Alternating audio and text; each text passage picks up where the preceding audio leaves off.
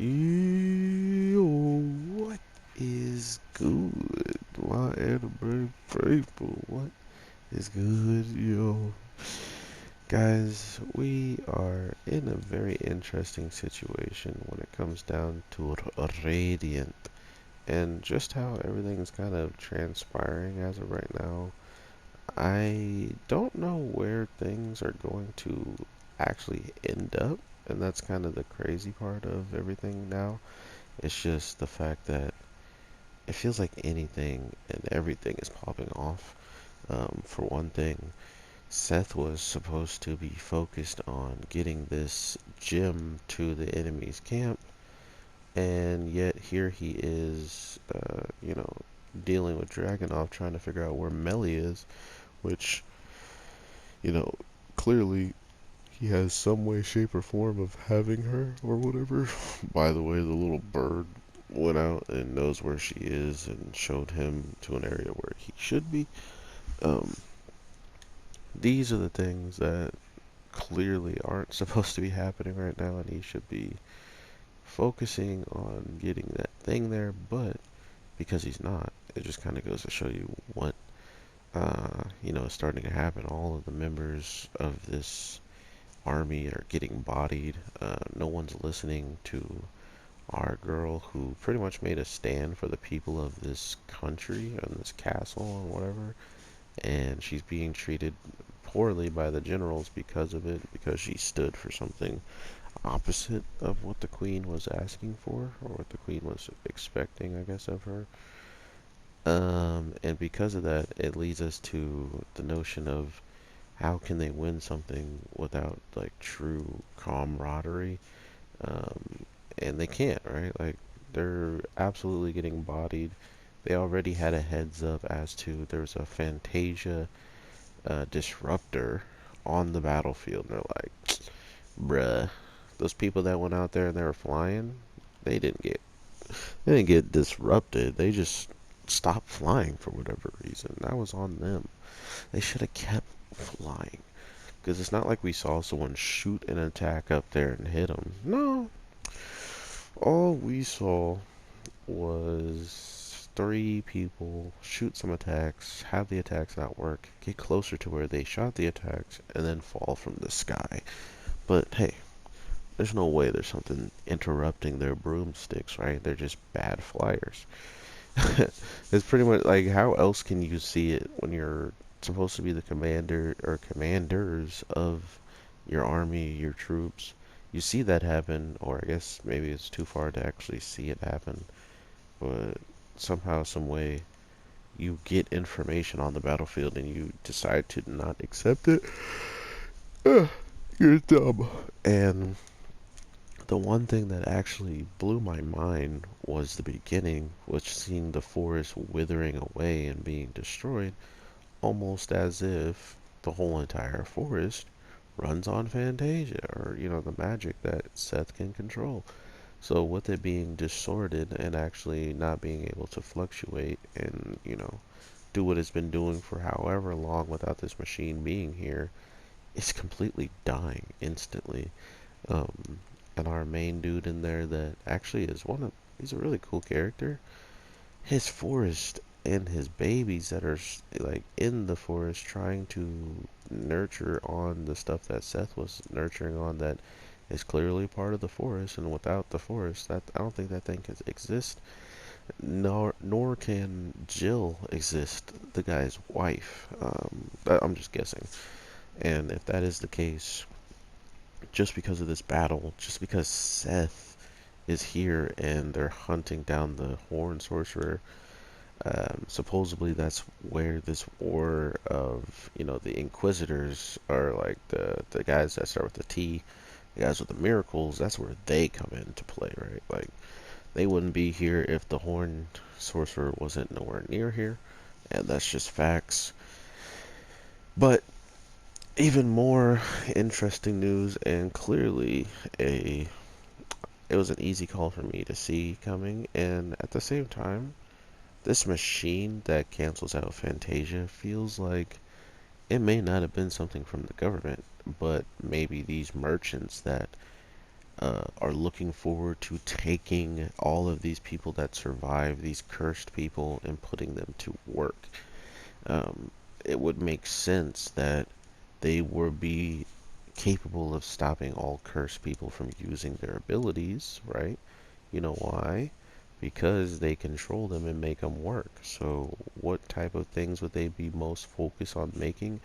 Is things that make these cursed people not capable of tapping into power that actually makes them capable of raising up a country by themselves and taking care of it by themselves. And now that you're taking that, you have a way to successfully take that power away and make sure they can't hurt you as much as they should be able to.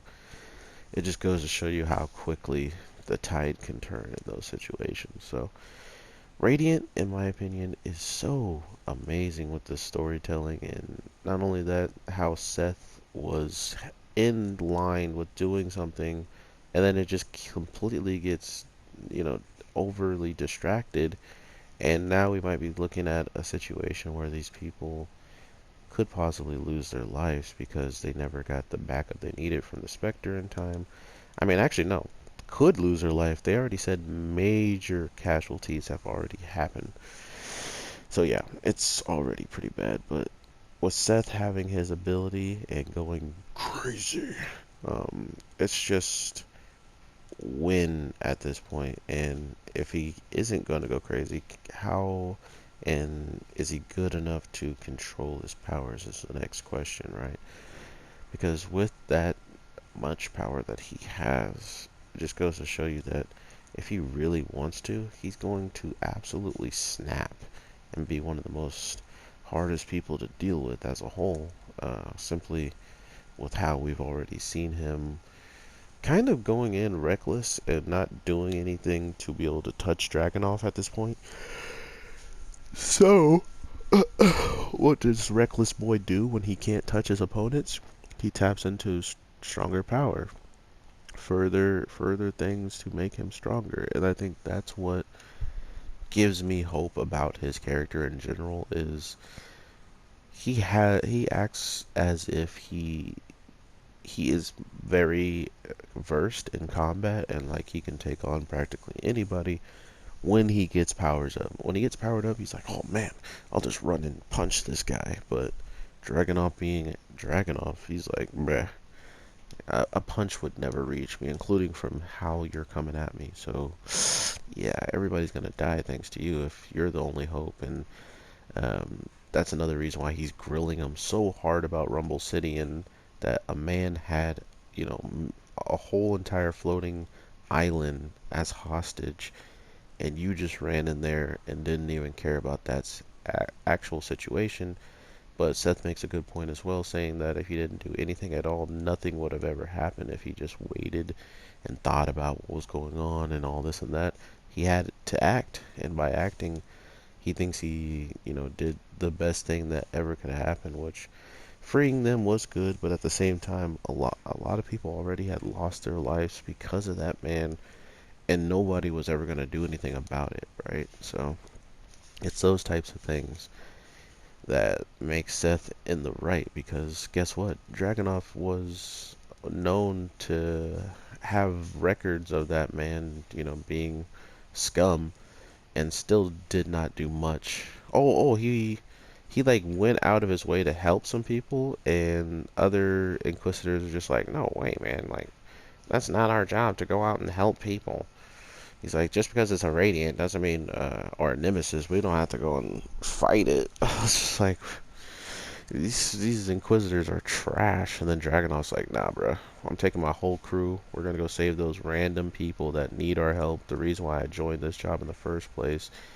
And if you don't help us, whatever, we'll still take care of it. And sure enough, he did. So that's the type of person he really is. And to think that, I think his whole troop of people are here on the battlefield, like his fleet, his old fleet. So they might also be a little bit of a kickstart for him, I guess you can say, if he winds up running into them or ends up helping them out at the end of the day. But regardless, I want to hear what you guys are thinking about Radiant. I had an interesting talk on Twitter about people that just maybe saw the out like what happened, like why is Radiant this underrated show?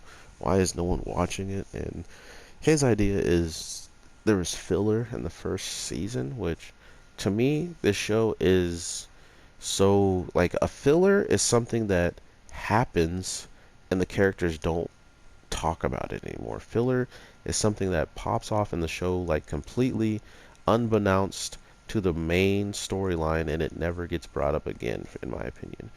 And I don't think any of that has happened in Radiant. He has the friends that he met. He's gone to towns. He's learned something from almost everywhere he's gone. And then season two continues to do that in the case of making us care about these characters and almost forget about characters that we've seen for split seconds to then have them reappear in the story to give more jeopardy to why they were shown in the first place. So you guys got to remember that and enjoy what you enjoy, because just because Radiant is a show I want people to watch doesn't mean I'm going to, you know, be angry at people for not checking it out or giving it a chance. That's on you. Um, but regardless of that, if you do give it a chance and watch it, just know that there's people out there that really do enjoy it. There's people out there that don't really care for it. And if you can find something you enjoy in it, or you can find that there's other shows out there like it that you enjoyed, I don't see why you would want to miss out on this show. There's a full-blown season that's like 20 something episodes. This one's going to be 20 episodes again, like plus. And that is always amazing to me. We should support any anime that has more than 20 episodes in its first season. At least give it a chance. But with all that being said, I am your boy, the Anime G, and I will definitely talk to you as soon as I can. So with that being said, take care and peace.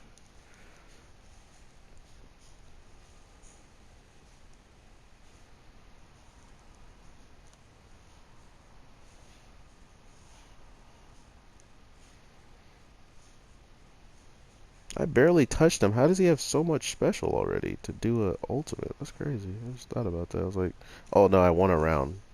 I'm stupid. Oof.